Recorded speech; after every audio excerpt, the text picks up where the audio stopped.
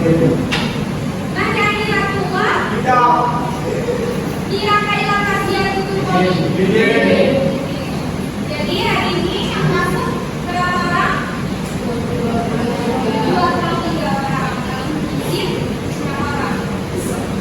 2 orang, 7.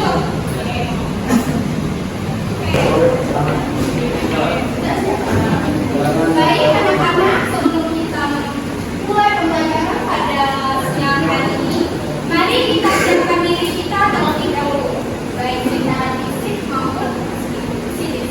Begitu, silakan atur tempat duduknya agar rapi, kemudian kosongkan pikirannya biar tenang, biar tidak ada yang mengganggu, supaya kalian fokus terhadap penjelasan yang akan disampaikan ya. Nah, selain itu silakan periksa di samping kiri, kanan, depan, belakangnya ada sampah atau tidak. Kalau ada silakan dijemur dulu. Sekarang semua alat tulis suku baik AKM, suku pakai silakan semua harus ada di depan. Silakan persiapkan dulu anak-anak.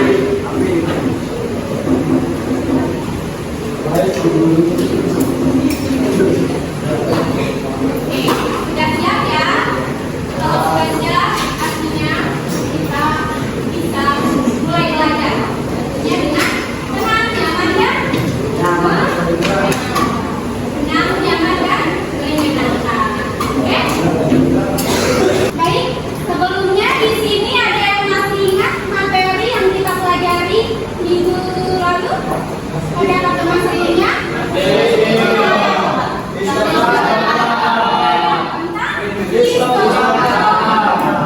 Nah, dalam menentukan histogram, kita kan harus membuat tabel distribusi frekuensi dulu ya. Nah, dalam membuat tabel distribusi frekuensi, kira-kira langkah-langkah apa saja yang kita lakukan? Siapa yang masih ingat? Apa? Menentukan interval. Kemudian ada lagi? Menentukan banyak kelas, frekuensi banyak kelas. Nah, jadi hari ini kita akan menggali lebih dalam dari data-data tersebut. Paham? Jadi hari ini kita akan belajar tentang pemusatan data. Sebelumnya coba anak-anak perhatikan gambar apa? Dari gambar ini apa yang dapat anak-anak simpulkan? Jadi di gambar histogram ini kita dapat melakukan penyebaran data. Kita dapat melihat banyak data yang paling sering muncul, frekuensinya yang paling sering terjadi.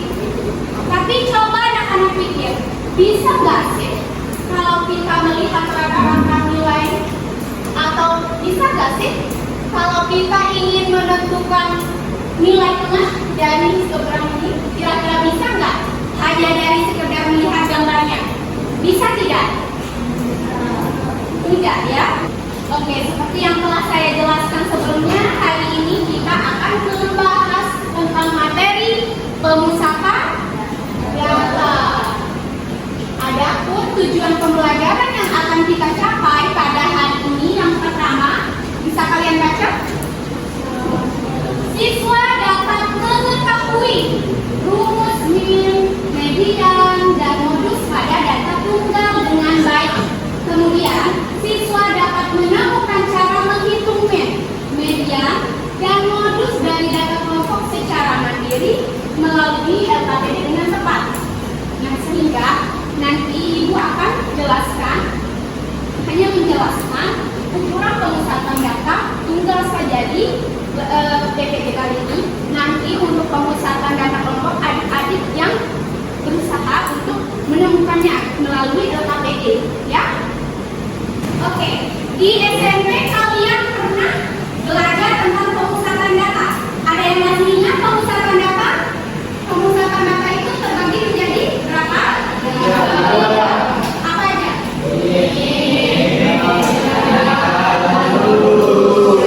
Min, median, modus. Jadi kali ini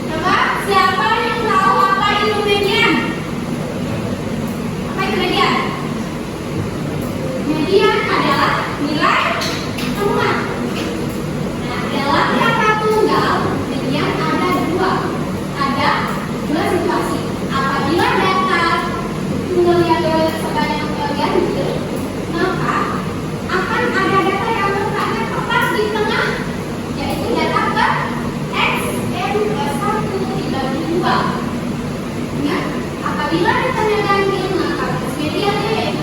Data kelas SN 1/2. Oke. Setelah itu, apabila datanya benar, maka nilai tengahnya adalah rata-rata dari dua data, yaitu data ke 1/2 XN/2 ditambah XN/2 ditambah 1. Sampai sini paham? Setelah itu ada modus. Ini yang paling mudah nih. Ada yang tahu apa itu modus? Apa itu modus? Nilai yang paling sering muncul. Dan ada dua kondisi. Pertama, ada data yang tidak memiliki modus. Kenapa demikian? Jika dalam satu bulan data seluruh nilai-nilainya itu memiliki frekuensi yang sama, maka data tersebut tidak memiliki modus ya. Ingat, jika kumpulan data memiliki nilai-nilai frekuensi yang sama, maka tidak memiliki. Dan buktinya yang kedua yaitu data memiliki banyak modus. Jika dalam satu kumpulan data terdapat beberapa nilai dengan frekuensi terbanyak, maka nilai-nilai tersebut akan menjadi modus bersamaan. Ya, jadi modusnya tidak tunggal atau lebih dari satu. Ini contohnya. Coba anak-anak perhatikan. Nilai yang menjadi berturut-turut adalah 80, 85, 75, 90, dan 25. Kira-kira berapakah nilai rata-ratanya? Rumus nilai rata-rata kan jumlah seluruh data dibagi dengan data. Sehingga jumlahnya 15, 25, yaitu 18. Kemudian dari soal nomor 1 tersebut, kita dapat menentukan median dan modusnya. Untuk menentukan median, kita harus mengumpulkan data. Datanya dari yang paling kecil sampai yang paling besar. Sehingga setelah diurutkan seperti ini, 5, 80, 90, dan mediannya ada di 80. Kemudian untuk modusnya berapa? Berapa modusnya? 80. Dikali berapa kali? 2. Oke. Nah, karena sudah selesai untuk pembahasan tunggal, sekarang kalian akan bekerja secara kelompok ya. Silakan bagi kelompok menjadi 5 kelompok. Dan ingat, semua anggota kelompok harus berkontribusi. Jangan ada yang hanya mengandalkan satu orang ya. Lagi kelompoknya sudah siap? Nah, kelompok pertama ini dia. Oke, mana? Tidak apa-apa, masih ada kelompok teman.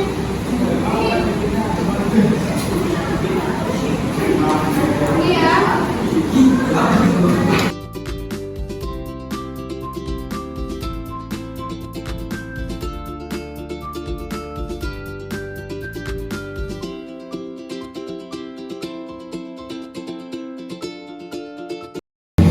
Silakan dikerjakan dengan baik dan benar.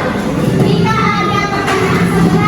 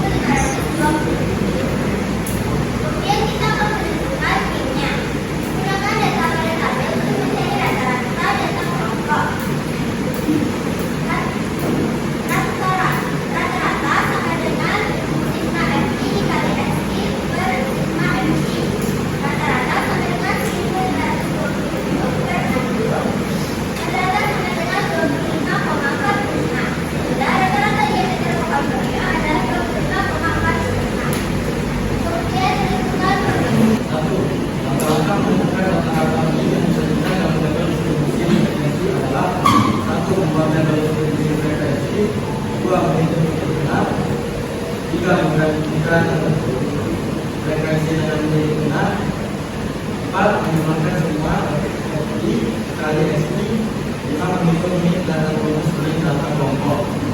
2. Maka rekaman frekuensi yang diberikan dalam tabel frekuensi adalah 1 menentukan dalam modus, 2 menentukan di bawah dalam modus, 3 menentukan frekuensi dalam modus, 4 menentukan D1 dan D2, 5 menentukan pada kelas, 6 menghitung modus dengan rumus, 7 modus data kelompok. 3. Maka rekaman menentukan medan yang disajikan dalam tabel frekuensi adalah 1 menentukan jumlah data, 2 menentukan kelas medan, 3 menentukan frekuensi kelas medan, 4 menentukan frekuensi kumulatif untuk kelas medan, 5 menentukan di bawah letak medan atau di bawah dan keadaan kelas, 6 menghitung medan dengan rumus medan data kelompok.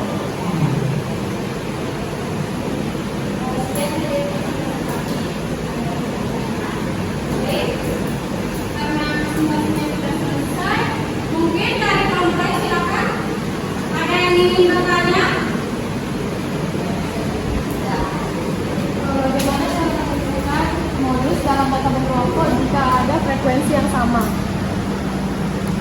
Tetap dulu ya pertanyaannya. Mungkin ada lagi yang ingin bertanya?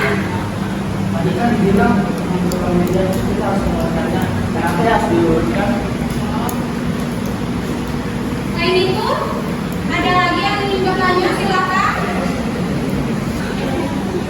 Baik, karena sudah tidak ada lagi yang bertanya, sebelumnya untuk kelompok 1 silakan duduk kembali. Kita kasih aplaus dulu kepada guru.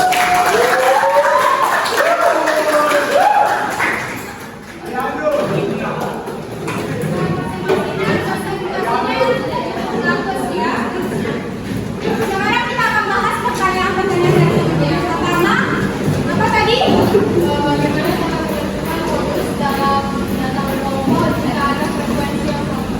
Nah, jadi jika kalian menemukan frekuensi yang sama dalam data berkelompok, untuk menentukan modus itu kita bisa bilang data itu memiliki 2 modus, ya berarti lebih dari 1. Namanya binomal. Nanti kalian akan belajar di kelas 11 atau kelas 12 tentang macam-macam modus.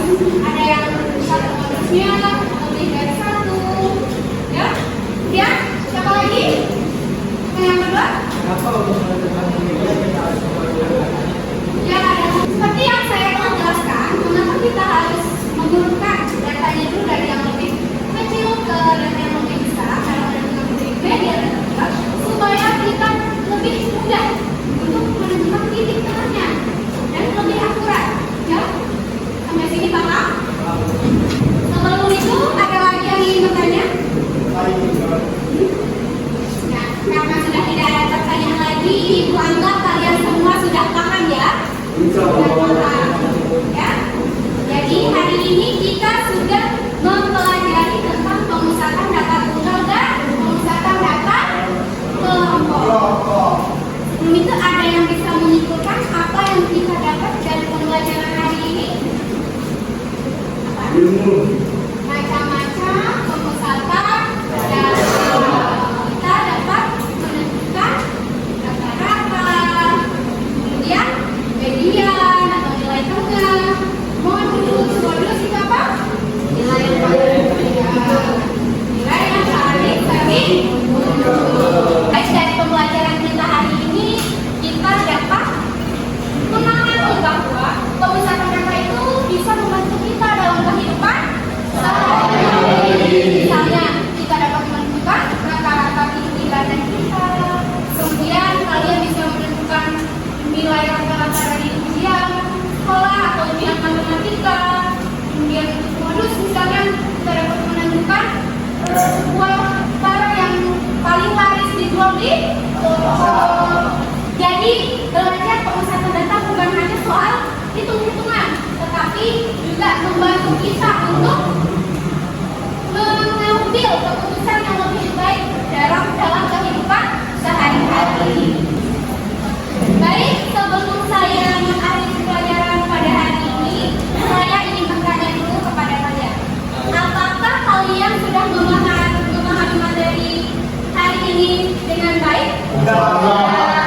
Kemudian dalam saya menjelaskan materi, apakah kalian cukup memahaminya? Cukup jelas? Baik, terima kasih banyak ya.